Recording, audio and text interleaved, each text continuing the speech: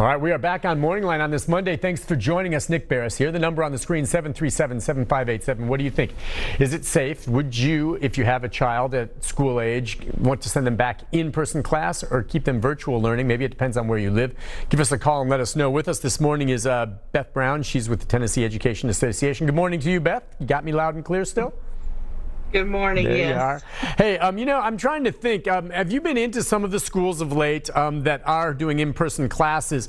I have a family friend that lives in the Cookeville area, and they're back in schools, and their son tells them that the hallways are as packed as ever, and most of the kids aren't wearing masks. And I'm like, that's idiocy is what that is. So, I mean, is it like that? Because I remember when I was in school just how packed the hallways can be.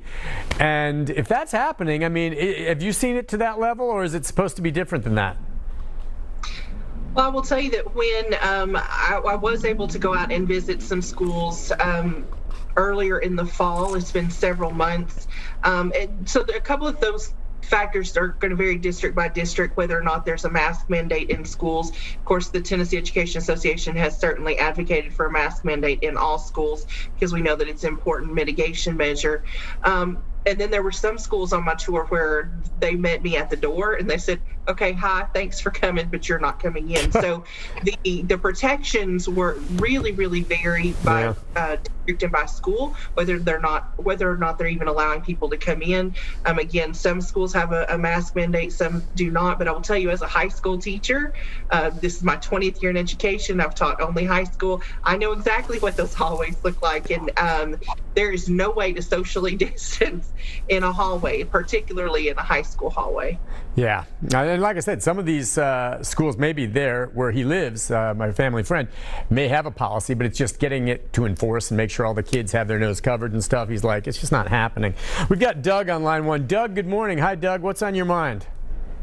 I'd like to know why some teachers still have to be in school and other teachers don't. I mean, the special ed teachers still have to go to school. They're hands-on 24/7 with that child from the time they walk through the door to the time they leave the door.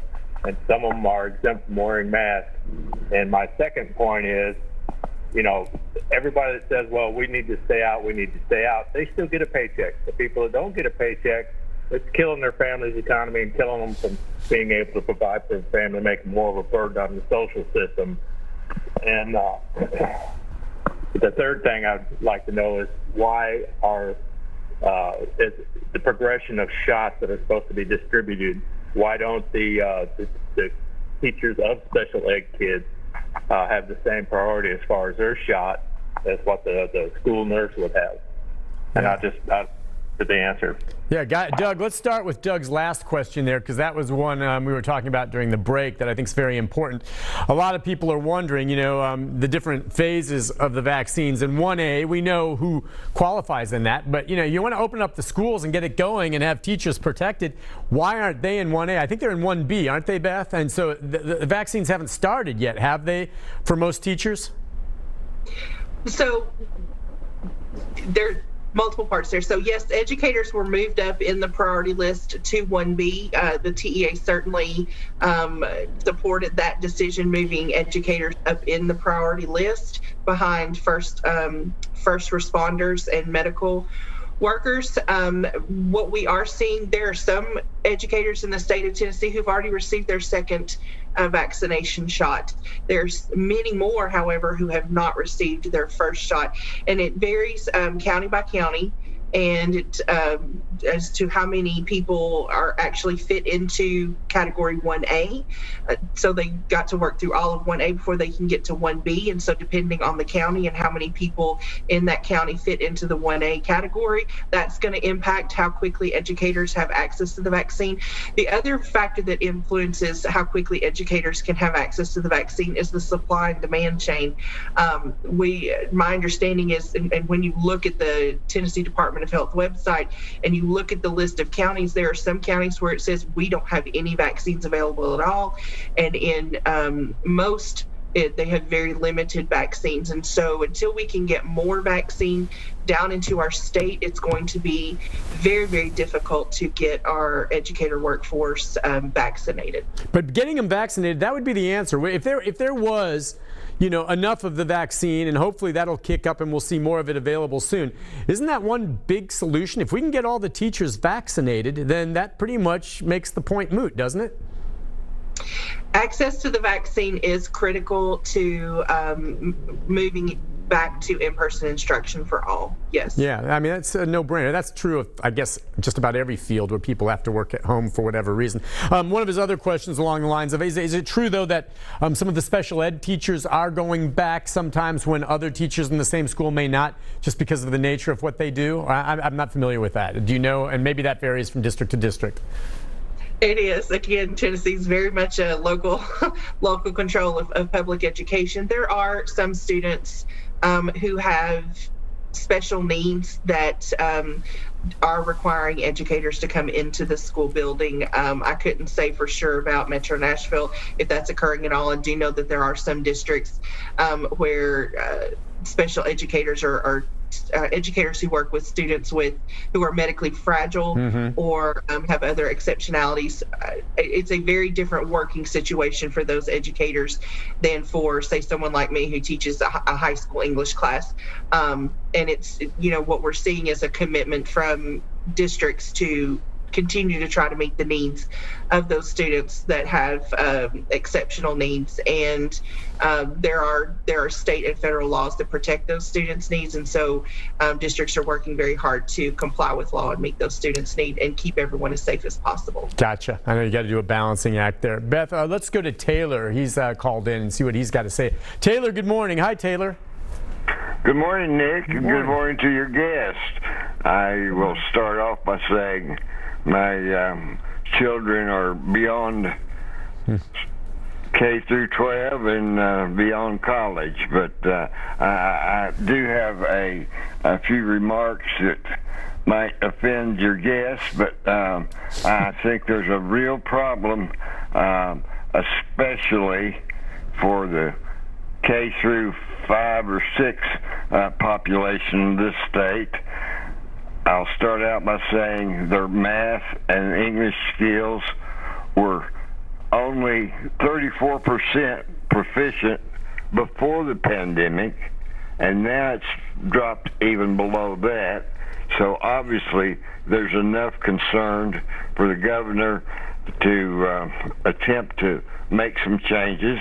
I will say that apparently as much of a problem in the schools this year has been more so than the pandemic, or because of the pandemic, the absence of teachers, and of course the substitutes feel like they don't get paid enough to take any chances. So the union, which this lady represents, I wish I knew exactly how many teachers have died from this year. I'm sure the number would be much lower than a lot of other professions that are working 40 hours a week on the job who get exposures as well. So, of course, in most cities, those with the heaviest teachers unions are the ones that are fighting over in school or out of school. Private schools across the nation are not suffering anywhere near the absence as is the public schools, which need it worse than ever. So my point is, the union, and I'm not trying to just pick on the union, but in fact, those teachers have a higher rate of absence, more insurance claims than the non-union members. And there's something wrong in that.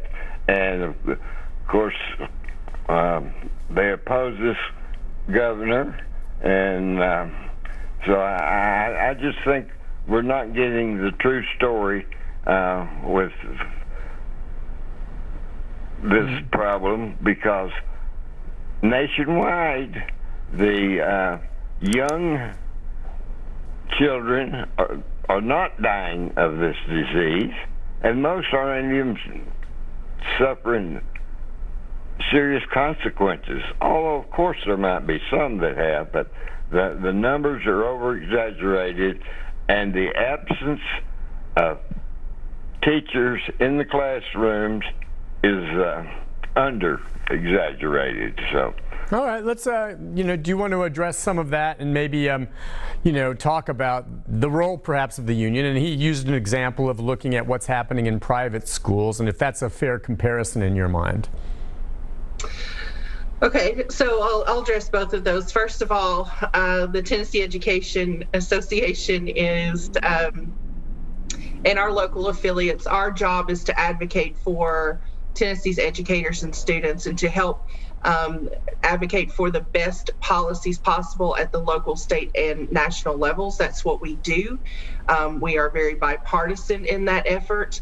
I will say in regards to teacher absences that he mentioned, I know that there are educators who have had to be quarantined multiple times. So when you're talking about being absent from school, there are educators who've been quarantined up to 3 times this year who have exhausted the COVID leave provided by the federal government and who are now actually losing pay because they've been quarantined so many times. And the comparison between public schools and private schools, I think, and I'm going to say, is an unfair one because our public schools do not have the resources that private schools do, and we have a lot more students that we have to serve. And so I don't necessarily think that that's an apples to apples comparison. And I would add one more thing, Sure. if you would allow me. The idea that, and I'll reiterate something I said earlier in the show, educators are working harder than ever. There was a reference to other career folks who are working, their full 40 hours a week. I will tell you that the TEA conducted a survey in the fall to gauge how our educators across the state had fared. And on average, educators worked an additional 230 hours over the course of the semester, an additional 5 weeks, and we're averaging 50 to 60 hours a week. So educators are not sitting at home, not doing their jobs if they're teaching remotely, and many of them across the state are in person. Educators are working harder than ever.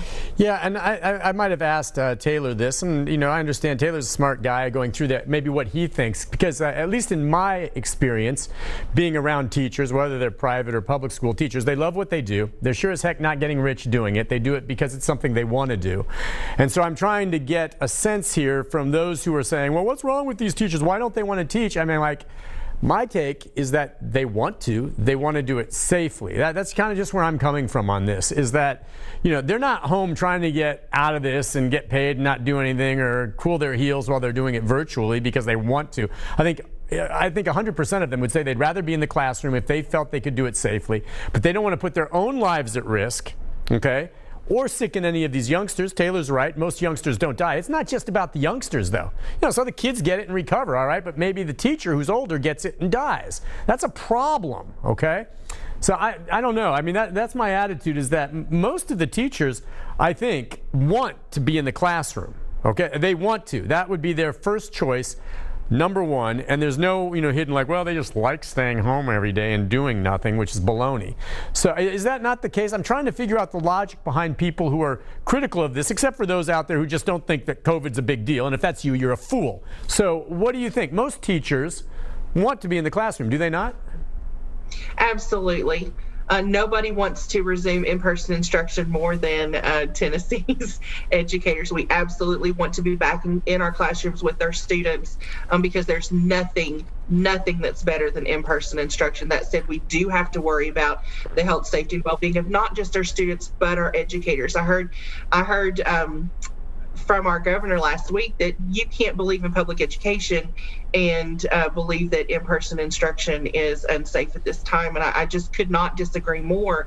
Our schools are, yes, our priority is our students. We cannot have public education. We cannot have public schools without adults. And you cannot discount the risk to adults that we're experiencing in COVID-19. When you track the data in our state, what the data shows is that educators are being infected at a much higher rate than the adults in the general public around the state. And you cannot ignore that fact. We cannot have schools without adults. That's why so many districts have had to go to remote learning for a period of time, because they didn't have enough adults in the buildings to actually staff the classrooms. And in some places we had so many adults who were under quarantine because of either exposure or infection that students were being housed in the gym. You're talking large groups of students being put in a gymnasium because they didn't have enough adults in the school for them to have class. Yeah, think about that. Let's go to Angela next. Angela, good morning. Hi, Angela. Hi, good morning. How are you? Good. I have a comment and also a question. Okay.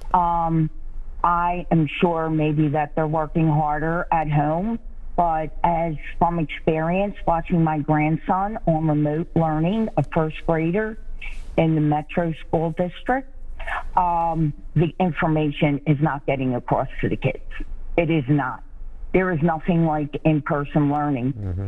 And I also feel that he has slipped so far behind. He hasn't learned anything this year, anything. It got so bad that my son and my daughter-in-law actually sold their house in Nashville to move to another part of Tennessee just to get their kids in school. Another question, for every problem, there's a solution. Why can't the days be split?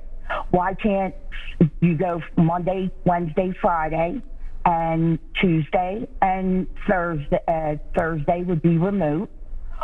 And then the second part of those classrooms would go the following week, Monday, Tuesday, Friday, and then Thursday, and whatever. And then high school, why can't you do 9th and 10th grade and utilize all those classrooms, AM, and 11th and 12th PM? There's a solution, but nobody, I feel, is putting the effort to find a solution to those problems. You would have enough classrooms in high school if you split that day, AM and PM. I went to a high school where 9th and 10th grade went in the AM and 11th and 12th went in the PM. And this was because of problems with, interacting with other people. But this is a solution, and you have enough classrooms to do that. There's no reason why you can't. Okay, hang tight on that. We're right up. Can you stay with us for another segment, Beth? Sure. Okay, yeah, thank you so much. I want to give you a chance to talk about what options have been looked at and the like, and that's a fair question from her, and she definitely sees that with her grandchild and having some issues with that, and that's a concern for every parent. Again, the balance here between teaching and safety is what it all comes down to. So good question. Stand by, Angela. When we come back, we'll let Beth address what you asked right after this. Stay with us. This is a Storm 5 weather update. For weather on the go, download the Storm Shield app. I'm News Channel 5 meteorologist